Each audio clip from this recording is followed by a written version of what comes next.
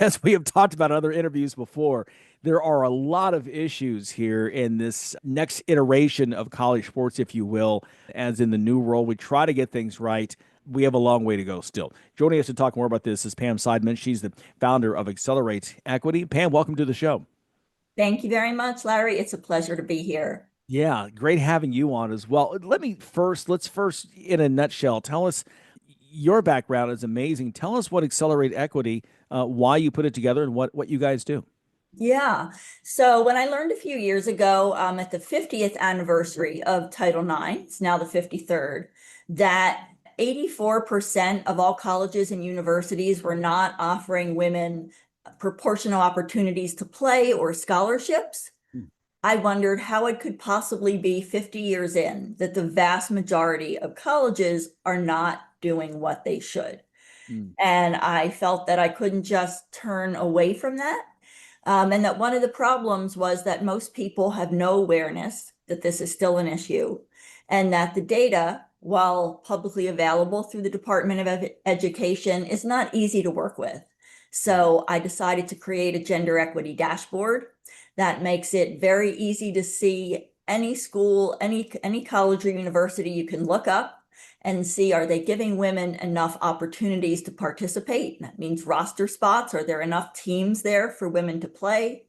Are women getting the scholarship dollars that they should, the athletic aid? And then you can also compare spending on recruiting and overall expenses for men's and women's teams. The law doesn't require any specific ratio of spending or that spending be equal, but it does require that schools provide similar quality of benefits and services.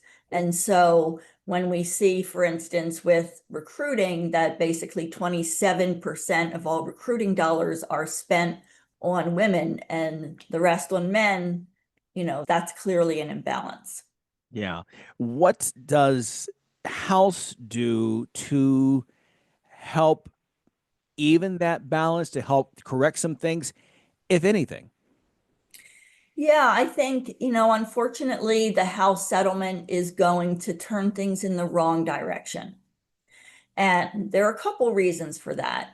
When Title IX was first passed, there were people saying, oh my God, this is going to be the end of football. Can't ask, universities to spend some money and pay some attention to women's sports. Football's not going to survive this. Well, that was 1972. Clearly, college football has survived.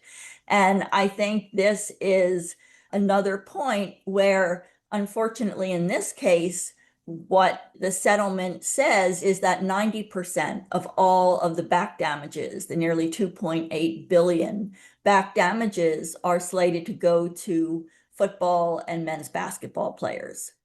So women's basketball and all the rest of the Olympic athletes are sharing 10%. And then many universities have decided, well, since that's the distribution that we're using for back damages, we'll use that same distribution for revenue sharing going forward.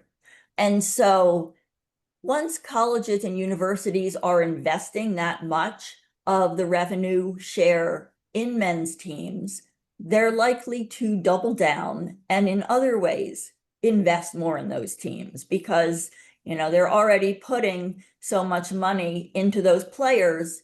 They're likely to then, in terms of operational spending, spend more of that money on men's teams. And so it's very likely that we're going to see women's teams and Olympic teams either cut or tiered and put in a position where there will be less travel, maybe not full-time coaches, things that will just bring them down to a lower tier. It feels like we saw some of that a few years ago when Stanford, the Pac-12 schools overall, the old Pac-8, Pac-10, if you will, for our older listeners, that were always so great at fielding some of these Olympic sports, these other sports that a lot of other universities did not. And then in a cost-cutting measure, trimmed a lot of those programs. And it felt like it disproportionately hurt women.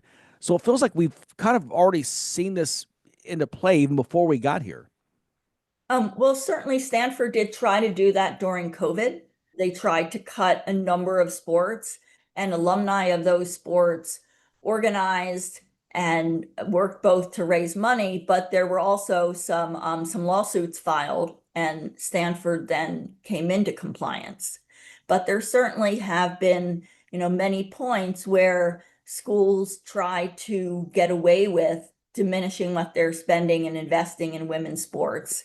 And unfortunately, unless there's a lawsuit filed or a complaint registered with the Department of Education, which in today's administration, I don't think would be effective, schools have been able to get away with not complying with Title IX. How is that? When you said 84%, that's a shocking number. To your point, 53 years after the implementation of Title IX, that we're not, I mean, 60-40 would be a problem. At least you'd say, okay, well, at least we're 40%. We're close. We're close. 84% is not close. No, it's not close, and it is shocking. And when I first read that, I thought, oh, this can't be right. There's some Right. mistake here. And so I think there are a couple reasons. One is that the unit within the Department of Education, the Office of Civil Rights, which is supposed to enforce Title IX, has perennially been underfunded. They've not been effective. And there was a GAO investigation and report on this maybe a year or two ago, where the GAO said basically that the OCR needed to step up and do a better job with enforcement. So there hasn't been sufficient enforcement. The law restricts people who can sue to either students or coaches. So we're asking, 18, 19-year-old young women to take on the responsibility of suing their institution as a way to correct things, which is not a very effective way to make change. And then there was really no visibility. And so that was the part that I am working on with the gender equity dashboard, to say, okay, at least let's get some visibility on this problem. And that can be the first step toward beginning to change things. Okay. Talking with Pam Seidenman again, she's the founder of Accelerate Equity, as we're discussing this new world of college athletics with the House settlement going into play, revenue sharing that is not even at all. And as Pam's mentioned, that's one thing we've seen across the board, is that it's kind of a 10%. Critics will come in and they will argue that, well, because football and men's basketball bring in the lion's share of revenue, therefore this is equitable. What is your answer to those people who say that? Yeah, I think on the face of it, that appears very logical. So I can understand why people see it that way. But then I think you have to ask, are those athletes, the football and men's basketball athletes, are they that much more talented than athletes in other sports? Probably in some cases, yes. In some cases, no. Are they working harder than athletes in other sports? Again, maybe yes, maybe no. Are those sports so much more entertaining than women's basketball, softball, volleyball, gymnastics, soccer, what have you? And again, I would say not necessarily.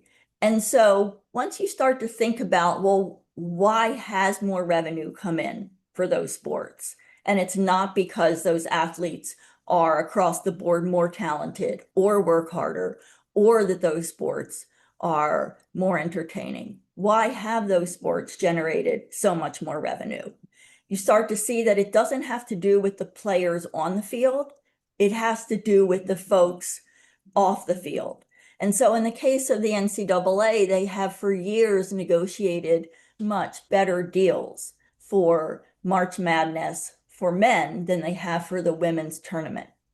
At one point, before this recent round of changes in the agreements with both ESPN and CBS Turner, the women's tournament was bringing in maybe 1% of what the men's was.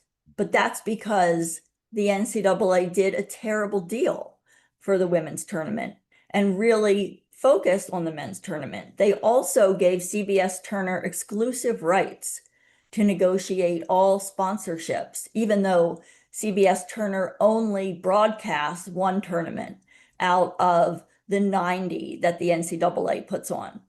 So ESPN has rights to another 40, but ESPN does not have rights to negotiate for sponsorship deals. Mm. So we're creating a classic conflict of interest here. Why should CBS Turner want to work hard to get sponsors for their rival, ESPN?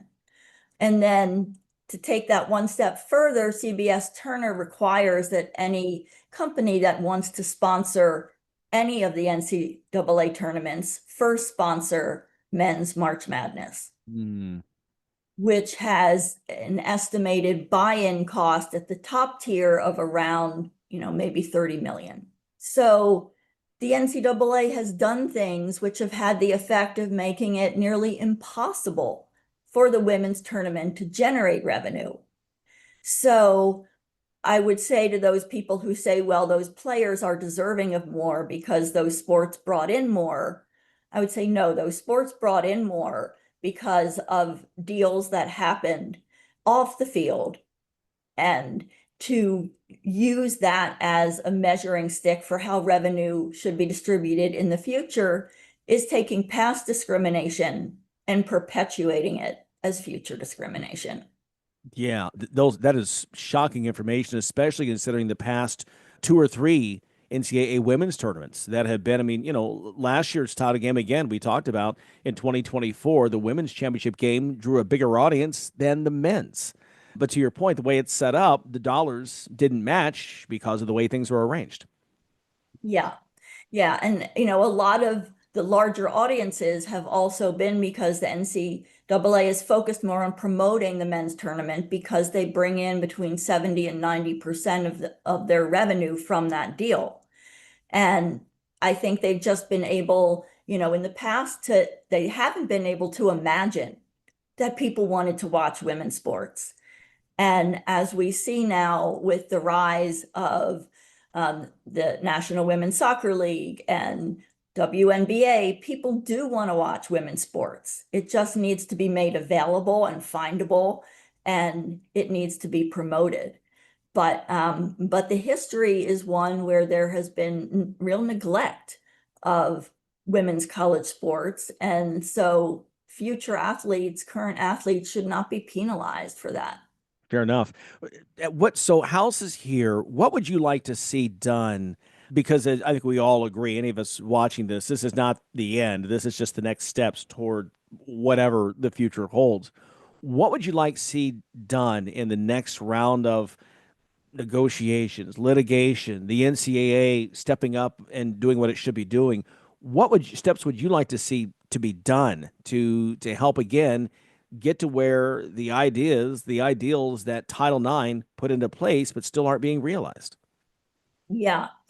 So I think, I'm hoping that lawsuits will lead to court decisions that make it clear that Title IX does apply to the settlement. Title IX does apply to athletic aid, other kinds of financial assistance that colleges and universities give athletes that's tied to athletics. So I'd like to see a clear decision that says that revenue distribution, that has to go to men and women athletes equally. I'd also like to see more transparency and reporting around Title IX, especially in categories related to NIL, both what's coming from the colleges and universities themselves, as well as third-party NIL.